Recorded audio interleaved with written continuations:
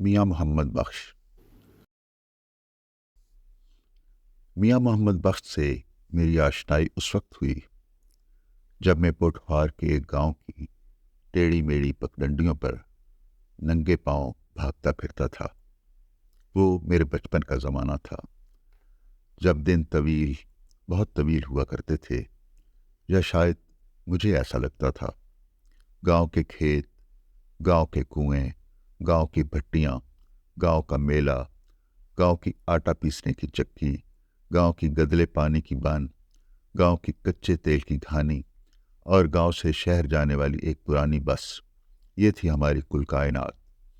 لیکن اس کائنات کا ایک اور اہم جز گاؤں کی وہ چوپالیں ہوتی تھیں جن میں پوٹھواری بیت، مائیے اور ٹپے گائے جاتے تھے۔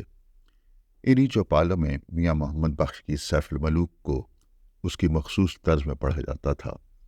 گاؤں کے چوپالوں میں اکثر سیف الملوک کی گونج سنائی دیتی: سدا نہ باغی بلبل بولے، سدا نہ باغ بہاراں، سدا نہ ماپے حسن جوانی، سدا نہ صحبت یاراں۔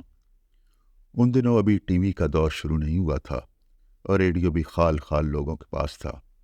ریڈیو پر پوٹھواری پروگرام میں ایک گلوکار وادی حسین اپنی خوبصورت آواز میں سیف الملوک سنایا کرتا تھا۔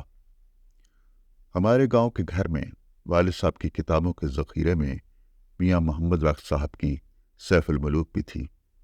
والد صاحب کو شاعری سے شغف تھا اور وہ پنجابی، اردو اور فارسی میں شعر کہتے تھے۔ وہ سیف الملوک کے رسیا تھے۔ یوں میرے ارد گرد کے ماحول میں سیف الملوک کی خوشبو چاروں طرف بکھری ہوئی تھی۔ اس وقت مجھے معلوم نہ تھا کہ اس خوشبو کا ساتھ عارضی نہیں، عمر بھر کا ہوگا۔ آج اسی خوشبو کی انگلی پکڑ کر میں اس دلربا وادی میں جا رہا ہوں جہاں اس گلے سرسبز نے آنکھ کھولی تھی جسے دنیا میاں محمد بخش کے نام سے جانتی ہے۔ اسلام آباد سے دینے کا سفر تقریباً 93 کلومیٹر کا ہے۔ آج فروری کا خوشگوار دن ہے اور راستے سے گزرتے ہوئے سڑک کے دونوں طرف تازہ پھلوں کی دکانیں سجی ہیں۔ سڑک پر ٹریفک معمول سے کم ہے کیونکہ آج ہفتے کا دن ہے اور زیادہ تر سرکاری ادارے بند ہیں۔ دینے سے بائیں ہاتھ منگلا کینٹ کی طرف جانے والی سڑک پر مڑیں تو یہ سڑک زیر تعمیر ہے۔ اس سڑک پر آگے جا کر بائیں ہاتھ ہمارے ساتھ ساتھ ایک خوبصورت نہر چل رہی ہے۔ پھر ایک مقام پر ایک بورڈ نظر آتا ہے۔ بائیں ہاتھ پر ایک سڑک میرپور کو جا رہی ہے۔ ہم سیدھی سڑک پر کھڑی شریف کی طرف جا رہے ہیں۔ میاں محمد بخش نے سیف الملوک میں اپنی قیام گاہ کا محل وقوع یوں بیان کیا ہے: جیلم گھاٹوں پربت پاسے میر پورے تھیں دکن، کھڑی ملک وچ لوڑن جڑے طلب بندے دی رکھن۔ راستے میں کچھ تنگ لکڑی کے پل آتے ہیں جن پر ایک وقت میں صرف ایک گاڑی چل سکتی ہے۔ بہت قدیم برگد کے درخت بھی نظر آتے ہیں جنہیں سڑک بناتے ہوئے کاٹا نہیں گیا۔ ان درختوں کے تنے اور جڑیں دیکھ کر ان کی قدامت کا اندازہ ہوتا ہے۔ یہ اونچے نیچے ٹیلوں، پہاڑیوں اور سرسبز وادیوں کی سرزمین ہے جہاں ٹالی، کیکر اور شہتوت کے ہرے بھرے درخت ہیں۔ پہاڑی چشموں کا پانی ہے اور ننھے منھے خضرو خوش رنگ پھول کھلے ہیں۔ بہار کے موسم میں یوں لگتا ہے جیسے وادی میں چراغ جل اٹھے ہوں۔ اس خطے میں ایسی کتنی ہی وادیاں ہیں۔ انہی میں سے ایک وادی کھڑی کی ہے۔ کھڑی کی وادی پیرا غازی شاہ کا مسکن تھی جو اپنے زمانے کے معروف صوفی بزرگ تھے۔ اسی نسبت سے اس وادی کو کھڑی شریف کہا جاتا ہے۔ میں گاڑی سے باہر سربلند درختوں کی قطار کو دیکھتا ہوں اور پھر آسمان کی وسعت پر نگاہ ڈالتا ہوں اور سوچتا ہوں پیرا شاہ غازی نے فکر و ذکر کے لیے کتنی مناسب جگہ کا انتخاب کیا تھا۔ پیرا شاہ غازی کی وفات کے بعد ان کے محبوب شاگرد میاں دین محمد سجادہ نشین ہوئے۔ ان کے بعد میاں شہباز، پھر جیون علی اور پھر میاں شمس الدین نے سجادہ نشینی کا اعزاز حاصل کیا۔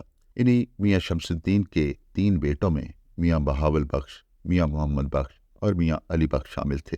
میاں شمس الدین کی رحلت کے بعد ان کے بڑے بیٹے میاں بہاول بخش سجادہ نشین بنے اور پھر یہ منصب میاں محمد بخش کے حصے میں آیا۔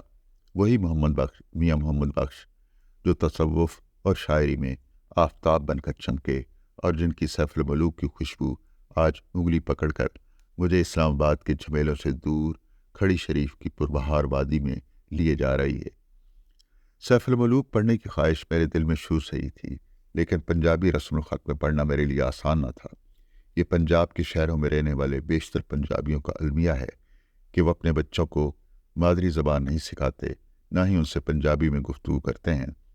ستم ظریف ہی یہ کہ اسکول میں پنجابی زبان سیکھنے کے مواقع میسر نہیں۔ مشکل تو ہوئی، لیکن میں نے ہمت نہ ہاری اور کوشش کر کے سیف الملوک پڑھ ڈالی۔ کتاب کیا ہے؟ ایک شہر طلسمات ہے جس کے سحر میں پڑھنے والا گرفتار ہو جاتا ہے۔ ایک شیش محل ہے جس میں زندگی کے مختلف رنگوں کی جھلمل نظر آتی ہے۔ مصنف نے اس کا نام سفر العشق رکھا ہے۔ یہ تلاش کا ایک ایسا سفر ہے جس میں خواہشوں اور امیدوں کی روشنیاں بھی ہیں اور مایوسیوں اور غموں کی آندھیاں بھی۔ یہ مصر کے شہزادے سیف الملوک کی کہانی ہے، جس نے اپنے خزانے میں ایک دن ایک خوبصورت لڑکی کی تصویر دیکھی اور پھر خواب میں وہی چہرہ دیکھا۔ یہ بدیع الجمال تھی جس کی ایک جھلک نے شہزادے سیف الملوک کو بے چین کر دیا تھا۔ وہ اس کو پانے کی آرزو میں شاہی محل چھوڑتا ہے اور پھر تلاش کا یہ سفر اسے کتنی کٹھن راستوں پر لے جاتا ہے۔ راستے کی آزمائشوں اور مایوسیوں کے اندھیروں میں بدیع الجمال کا چہرہ مہتاب کی طرح چمکتا ہے اور اس کی چاندنی کے تعاقب میں چلتا چلا جاتا ہے۔ محبت قربانی مانگتی ہے۔ عشق کا دعویٰ اپنی ذات کو مٹانے کا تقاضا کرتا ہے۔ دراصل یہ سفر العشق عشق حقیقی پانے کی طلب کا سفر ہے، جس کے سامنے ساری دنیا کی آسائشیں فرومایا ہیں۔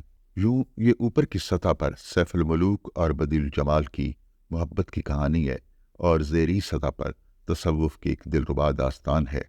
اس کہانی میں ہم انسانوں کے لیے کیسے کیسے سبق ہیں، دانائی اور حکمت کے دریچے ہیں کہ واہ ہوتے چلے جاتے ہیں۔ کلام میں درد ایسا کہ پڑھنے والے کا دل گداز کر دے۔ کلام میں یہ اثر آفرینی یوں ہی نہیں آتی، اس کے لیے شاعر کو خونے دل میں انگلیاں ڈبونا پڑتی ہیں۔ اچانک میں حال کی دنیا میں آ جاتا ہوں۔ ہماری گاڑی ٹیڑھے میڑے راستوں پر رواں دواں ہے۔ دو رویا درختوں کی قطاریں تیزی سے گزرتی جا رہی ہیں، اور پھر مجھے کھڑی شریف کے دربار کی سفید عمارت نظر آنے لگی۔ وہی دربار جس کی ابتدا پیرا شاہ غازی سے ہوئی تھی اور جس کی انتہا میاں محمد بخش کے دور میں ہوئی۔ اب میری نگاہوں کے سامنے میاں محمد بخش کا مزار تھا۔ گاڑی سے اتر کر میں دربار کی طرف چلنے لگا۔ میرے ہمراہ وہی مانوس خوشبو تھی جس سے میں اپنے بچپن میں آشنا ہوا تھا۔ آج میں اس خوشبو کے مسکن کے قریب آ گیا تھا۔ آج کے دن کے لیے میں نے ایک عمر انتظار کیا تھا۔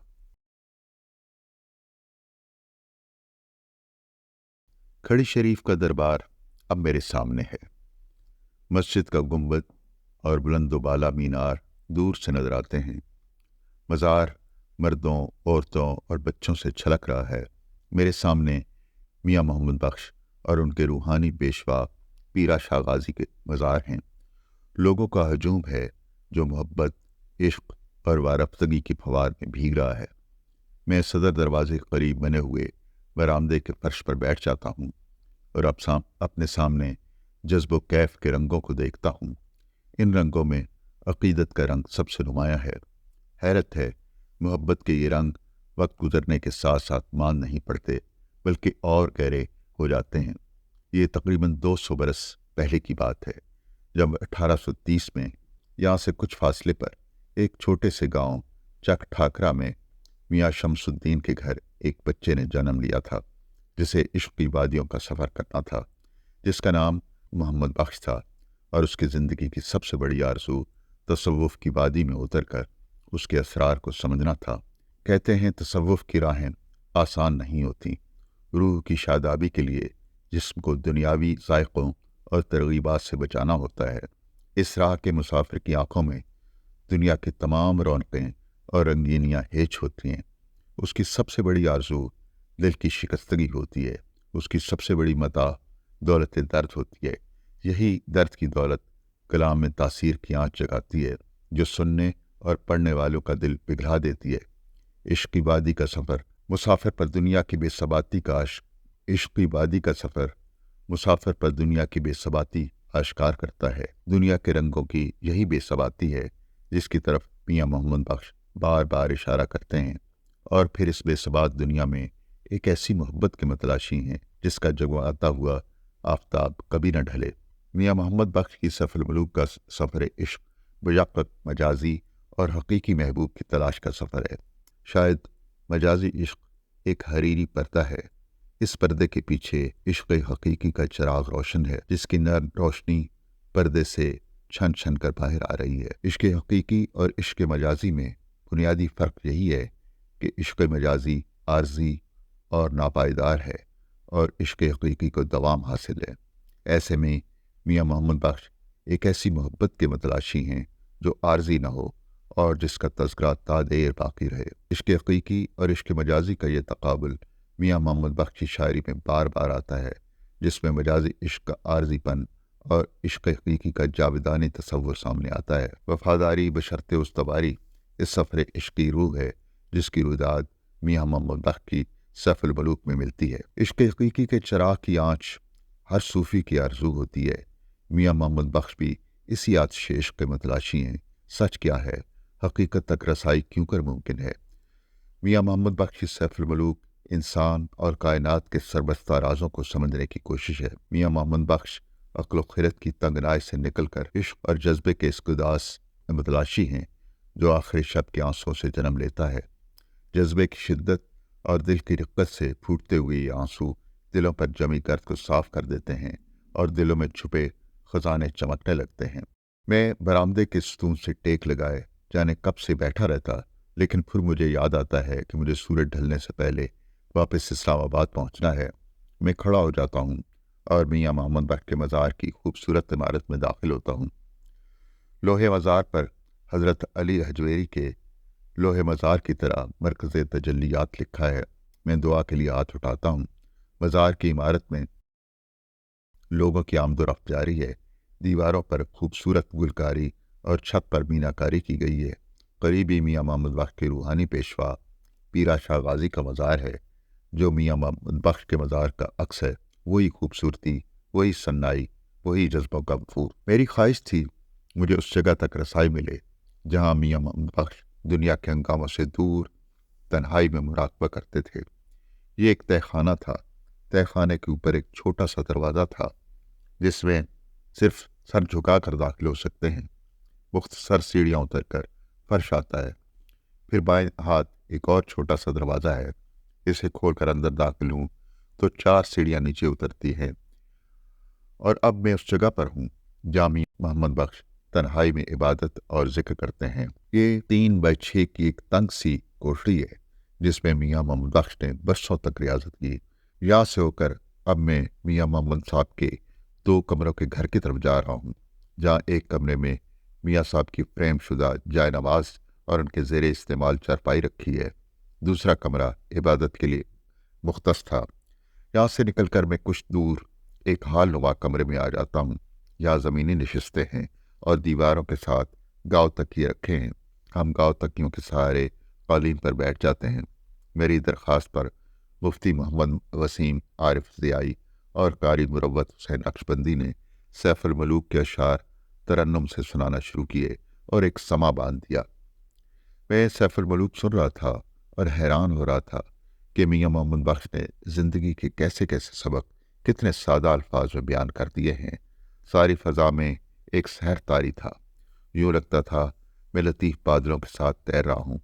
इस मुख्तसर महफिल का इख्तिताम हुआ तो मैंने ख्वाहिश का इजहार किया कि खड़ी शरीफ के सज्जादा नशीन मियाँ उमर बख्श साहब से मुलाकात की जाए। उसकी ताकीद मुझे बाबर आवान साहब ने की थी। बाबर आवान मेरे गिराई हैं, उन्हें पोठवार से इश्क है और मैं जानता हूँ अगर उन्हें सियासत की भूल भुलैयों से रिहाई मिले तो बाकी ज़िंदगी पोठवार के मारूस गली कूचों, ठंडे मीठे चश्मों, ऊंची नीची पगडंडियों, हरे भरे खेतों और घने सायेदार दरख्तों में घूमते हुए गुजार दें। मियाँ उमर बख्श से मुलाकात हुई तो मुझे हैरत हुई। देखने में वो हरगिज़ रवायती पीर नहीं लगते। वो नौजवान हैं और लंदन के तालीमी इदारों से फारुग तहसील हैं। मियाँ मोहम्मद साहब की किताबों पर तहकीक उनकी ज़िंदगी का मकसद है। मियाँ उमर बख्श इन दिनों अपने जद्द अमजद मियाँ मोहम्मद बख्श साहब की एक मुस्तरद सवानूरी पर काम कर रहे हैं। वो मियाँ साहब की दीगर तसनीफ़ात को भी असर नो शाया कर रहे हैं। आम ख्याल ये था कि मियाँ मोहम्मद बख्श ने 17 या 18 किताबें लिखीं, लेकिन मियाँ उमर बख्श साहब की तहकीक के मुताबिक मियाँ साहब की तसनीफ़ात की तादाद 30 के लगभग है। इसी दौरान चाय आ गई और हम मियाँ मोहम्मद बख्श साहब की बातें करते और सुनते रहे। अब दिन की रुपहली रोशनी शाम के नारंगी रंगों में ढल रही थी। हमने मियाँ उमर बख्श साहब से इजाज़त चाही।